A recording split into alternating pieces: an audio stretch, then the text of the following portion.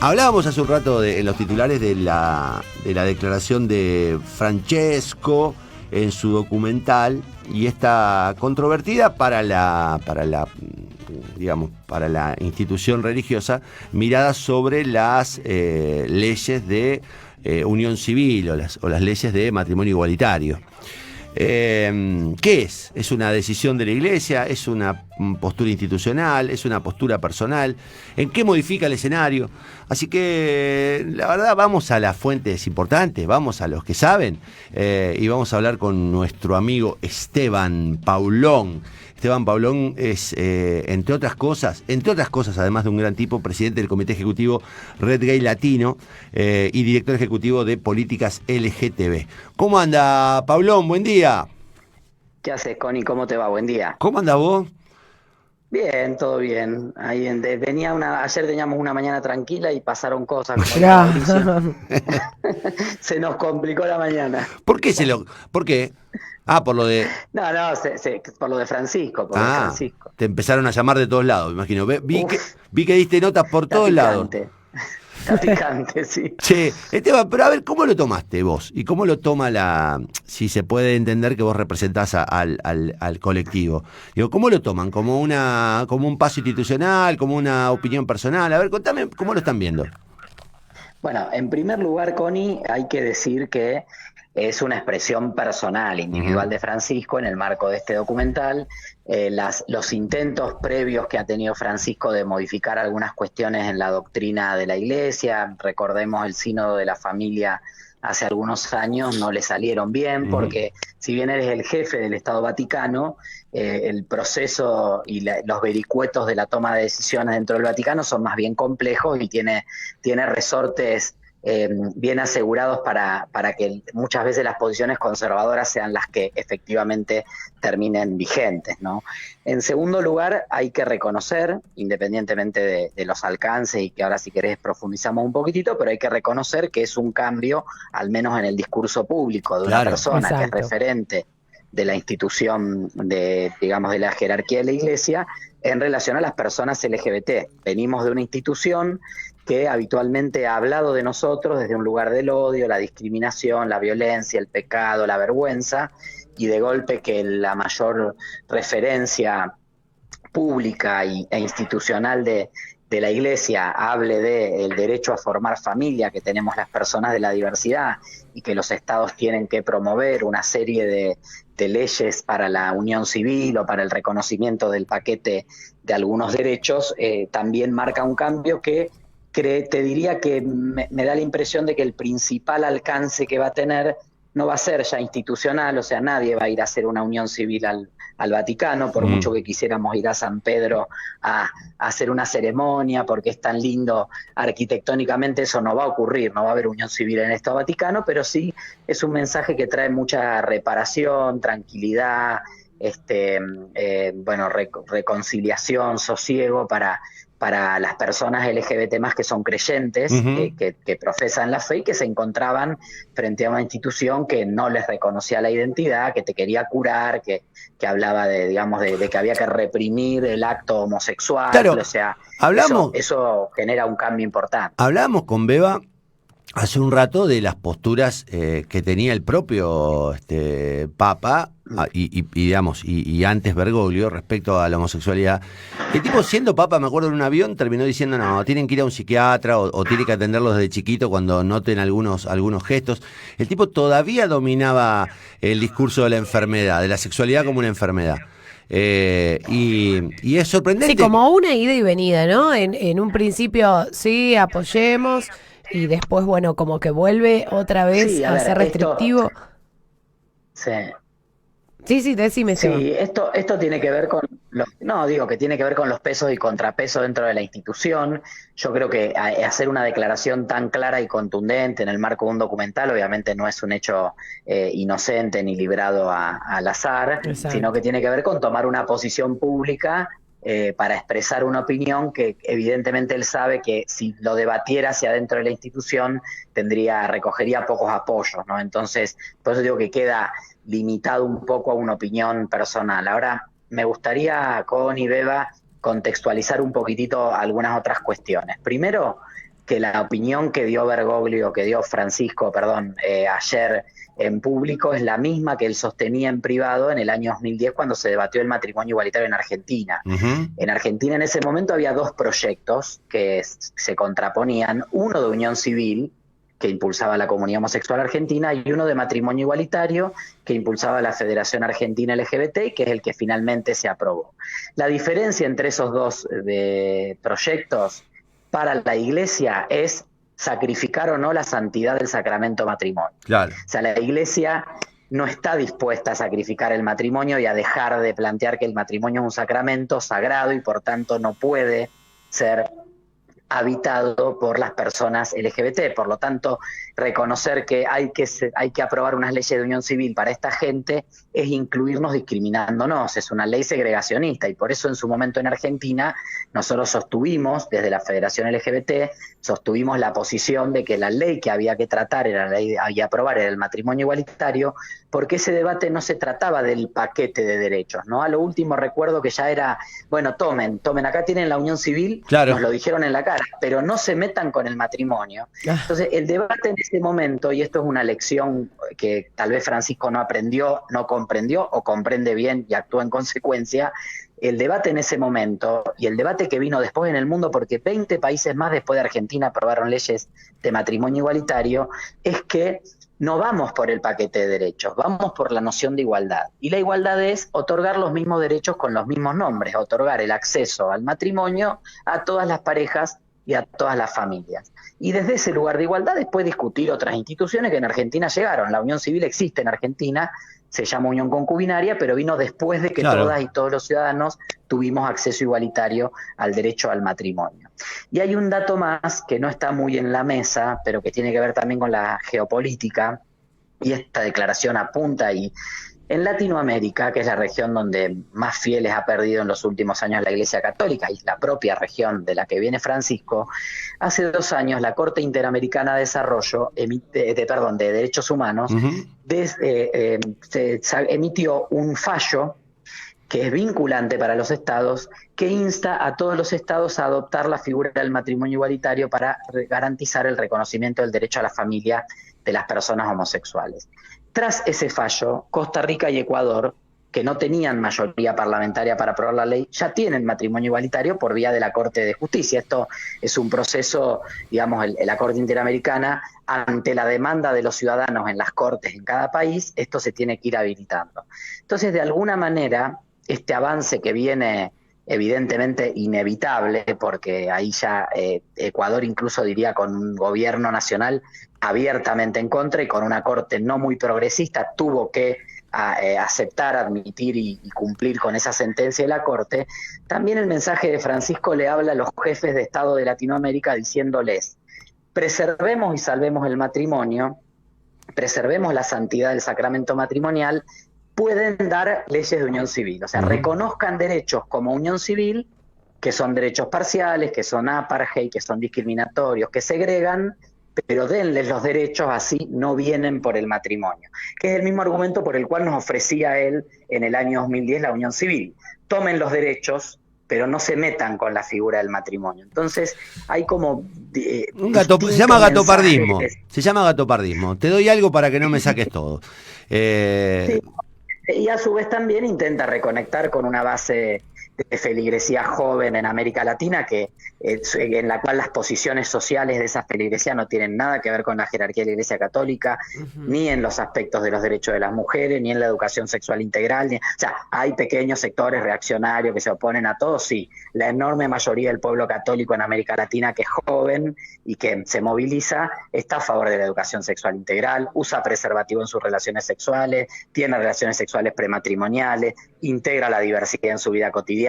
Entonces ahí también hay una intención o sea, es un mensaje a muchas bandas que tiene distintas dimensiones, desde lo dogmático a lo geopolítico, pero con una enorme dosis de pragmatismo, como ha demostrado Francisco tener. Habrá que ver qué pasa ahora, ¿no? Cómo reacciona la curia vaticana, cómo reacciona el statu quo del Vaticano, y si esta declaración finalmente solo queda en una expresión que va a servir para sanar el alma de algunos y algunas fieles LGBT que se van a sentir un poquito más contenidos y contenidos por el referente de su iglesia, o si va a haber un cambio estructural, cosa que dudo enormemente. No, a mí me parece que es un mensaje interesante, por lo menos para la feligresía. Estoy pensando en mi suegra, por ejemplo, que a la que le cuesta aceptar, digamos, claro, todo el tiempo el tema de no, porque este mensaje en definitiva es como que le abre una puerta, digamos, que es lo que le estaba faltando, una palabra oficial que al menos habilite a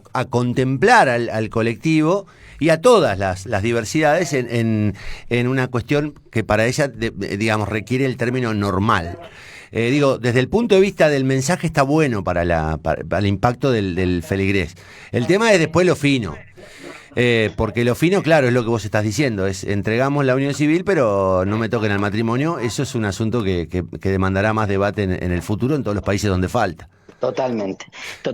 Y hay un tema que es importante, digo, que no, para no bajarle el precio, vos lo dijiste claramente en el ejemplo de tu suegra, la verdad es que a nivel internacional esto también puede alinear algunas acciones de muchos gobernantes y sectores de poder que hostigan, persiguen, criminalizan a la diversidad sexual. En América Latina los crímenes de odio hacia las personas LGBT son la primer causa de muerte violenta.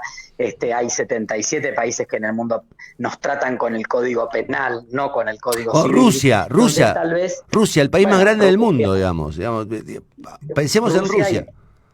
Y 7 de esos países tienen pena de muerte, o sea que, digamos, la penalización es grave, con lo cual la verdad es que creo que también eso puede ayudar a ordenar un poco ese mensaje y a establecer algún nivel de diálogo, alguna disminución del nivel de violencia, odio y discriminación que se vive en el mundo. O sea, creo que aporta, por supuesto, yo decía avance, pero no tanto, o esto que vos decías de cambiar para que nada cambie. Desde lo institucional, el Vaticano no legisla dentro de los países, obvio. Esos debates se van a seguir dando y el colectivo va a seguir pidiendo la igualdad plena, porque la verdad es que... Hola. Esteban. Los países que han avanzado hacia la unión civil, prácticamente desde que se aprobó el... Ay, se corta. Sí, sí. Ahora se te corta, no sé si te moviste. Ahí está, sí. Ahí estás. No, te decía que desde el momento en que se aprobó la ley de matrimonio igualitario en Argentina, la mayoría de los países que legislaron al respecto ya legislaron como matrimonio. Sí, y no como unión civil. Y comprendió esta idea de que las leyes que segregan tampoco sirven. Esteban, te hago una última pregunta, porque estamos teniendo dificultades con la comunicación y quiero que sea lo más contundente para que se te escuche todo. ¿Estás siguiendo de cerca lo que está pasando con las políticas de género en la provincia? Digo, ustedes construyeron todo un escenario y un conjunto de programas que, digamos, facilitaban y contenían a los trans, garantizaban derechos de igualdad. ¿Cómo lo estás viendo? Digamos, ¿qué políticas estás viendo que se interrumpieron? Y si ves algún lugar donde se esté dando continuidad a algo de lo que ustedes venían haciendo en la gestión anterior. Bueno, la verdad es que no, de lo que hablamos la última vez, la gestión sigue con muy poco diálogo con el colectivo, con muy poco trabajo territorial, el testimonio, los comentarios que recibimos de compañeras y compañeros LGBT más de distintas localidades de la provincia es que prácticamente no hay vínculo con la comunidad. O sea, hay una idea muy cerrada de que la política tiene que ser superestructural, entonces vamos a estar capacitando y generando las condiciones y eso después no llega a la comunidad, no tiene anclaje territorial y las necesidades hoy están en el territorio. Entonces vemos con mucha dificultad, poco despliegue, una estructura que se ha nutrido de muchísimas personas, porque todas las semanas nos enteramos de que entra alguien, hay un contrato, hay otro, no sé qué, un programita. Se replica mucho lo que viene de Nación, muchos programas que fueron pioneros en Argentina y que nosotros llevamos adelante tanto en género como en diversidad con recursos propios de la provincia. Hoy esos recursos no están y directamente lo que hacen las autoridades provinciales es inscribirte en los programas nacionales. hablo de Progresar, hablo de Acompañar, bueno, distintos programas que está lanzando sobre todo el Ministerio de las Mujeres o el Ministerio de Educación o Desarrollo Social, así que la verdad es que no vemos mucho. Sí, una política que me parece importante destacar, que está ahora tratándose en la Cámara de Diputados, es la media sanción que obtuvo la modificación de la Ley 5110 de pensiones sociales para incorporar a las personas trans mayores de 35 años que cumplan ciertos requisitos a ese beneficio. Esto es continuidad de la política de la reparación histórica que iniciamos nosotros en el año 2017 y que también obviamente venía siendo una demanda del colectivo trans, así que me parece que es una de las pocas políticas de Estado, si se quiere, en las cuales se ve continuidad.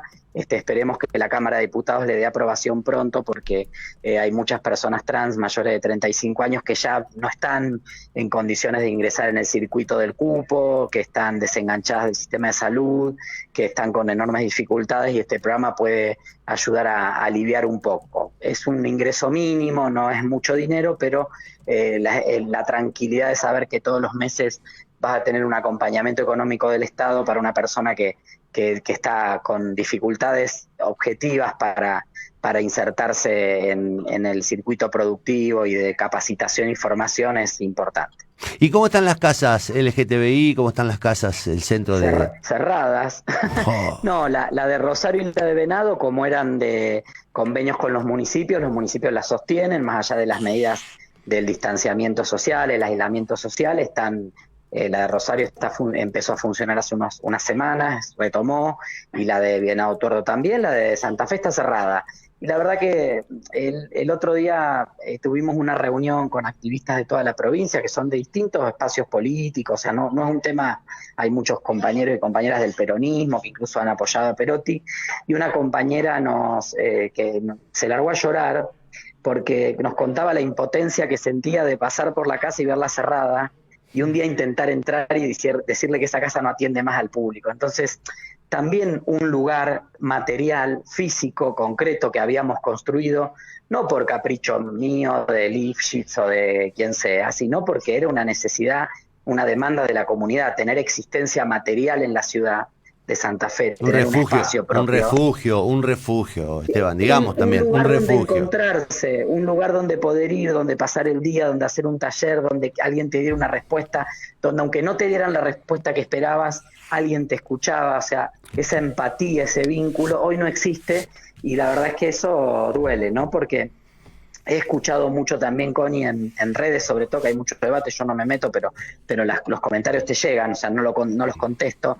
Muchos militantes del perotismo, que antes eran progresistas y ahora defienden a Perotti, hablan de que nosotros en la gestión habíamos puesto muchos parches y no políticas de Estado, porque si no esas políticas seguirían.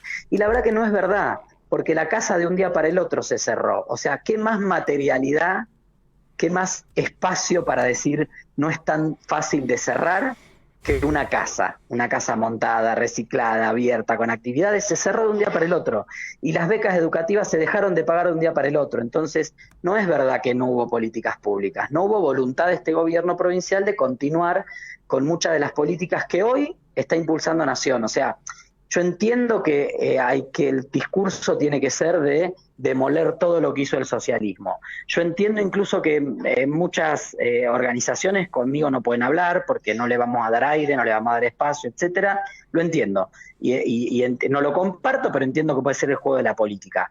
Ahora, negar la historia, cuando hubo políticas como infancias trans, como el cupo trans, como las casas, como los servicios de salud, y negarle esos derechos y esos servicios a las personas por una cuestión política partidaria me parece de una miserabilidad enorme, y la verdad es que no es verdad que sea porque eran parches y no políticas públicas, sino que tienen que ver con que hoy la voluntad del gobierno de Perotti es vaciar de contenido todo lo que habíamos armado y derivar a la política nacional. Esto es de nación. Y género y diversidad, que la agarre Nación. Entonces, salvo algunas excepciones, como puede ser esto de la ley 5110, y si en algún momento empiezan a implementar el cupo, que ya está por cumplir un año de aprobado y todavía no se empezó, ni se llamó a concurso para que la gente se inscriba, pero salvo esas dos políticas, el resto evidentemente no aparecen en el horizonte como con la voluntad de poder darle continuidad. Además, si vas a destruir algo, construí algo, digamos, y esa es la otra. Totalmente. Si lo vas a reemplazar, reemplazalo. Lo que no puedes hacer es desactivar y no reemplazarlo por nada, porque esa excusa de que no eran políticas de fondo, bueno, reemplazalos con algo, y no los reemplazaste con nada. No eran políticas de fondo. ¿Vos conocés una política más de fondo que el Plan Abre en Santa Fe? Y ahora No. se llama Incluir. O sea, le cambio el nombre y le... Sí, y lo paraste le- 9 meses. Y lo paraste 9 meses. Lo paraste 9 meses, le cambiaste el nombre y ahora sí, para vos una política de Estado, la inversión pública, el arraigo que tienen los barrios del Plan Abre, el trabajo interinstitucional que se hizo y lo suspendiste 9 meses. Entonces, es un cuento, o sea, todos sabemos quienes hemos pasado por la gestión pública que cualquier política pública puede ser continuada, cambiada o suspendida a firma de un decreto. Entonces, y ni siquiera, porque incluso teniendo los fondos, porque el presupuesto quedó aprobado, ni siquiera se firmaron las resoluciones que eran instrumentos muy sencillos para dar continuidad a la asistencia y al acompañamiento de la gente. Pero bueno, es parte de la falta de rumbo de este gobierno provincial. Nosotros lo vemos en el área que nos toca más de cerca, pero se ven tantas áreas que se nota. No hay mucho más en este contexto de pandemia donde las desigualdades se han agigantado. Esteban, abrazo grande, loco. Nos vemos pronto Abrazo, cuando la Connie. pandemia lo permita y vamos a hacer esa fiesta No, que... hay un asado de fin de año. dando Sí, el vuelta. 21 de diciembre. Ah, bueno, Recontra ahí va. masivo. Pero Yendo. vamos a esperar a ver si no. Sí, Yendo. Estamos Beba buscando viene lugar. también. Sí, obvio. vamos. Viene. Obvio. Ya no me pierdo, ya no me dejen afuera, chicos. Obvio que sí. Invitadísima. Abrazo Bueno. grande, Esteban, un abrazo grande, de verdad. Abrazo. Hasta Chao. luego. Chau, chau. Chao, Esteban nos vemos, Pablón, Esteban. bueno, es un referente indiscutido a nivel nacional del movimiento LGTBI. Sí. Fue funcionario de género, fue director, subsecretario de Género y Diversidad en la provincia de Santa Fe. Y bueno, su mirada sobre la mirada del Papa es interesantísima, digamos, porque la divide entre lo positivo que hablábamos nosotros Exacto. y los aspectos preocupantes desde el punto de vista de que esto signifique como una especie de cerrojo para que se avance sobre el matrimonio. Y después esta lectura sobre lo que está pasando en Santa Fe. Hace pocos días recibí un mensaje de una militante trans que me manifestaba su bronca, su dolor por el cierre de lo que ellos llaman el albergue, inexplicable que lo hayan cerrado porque dejaron a mucha gente sin ningún tipo de contención. Y por nada, Exacto. sin ninguna explicación más que esa explicación de que no, ya vamos a hacer una cosa mejor. Bueno, pero mientras tanto abandonaste a un montón de gente.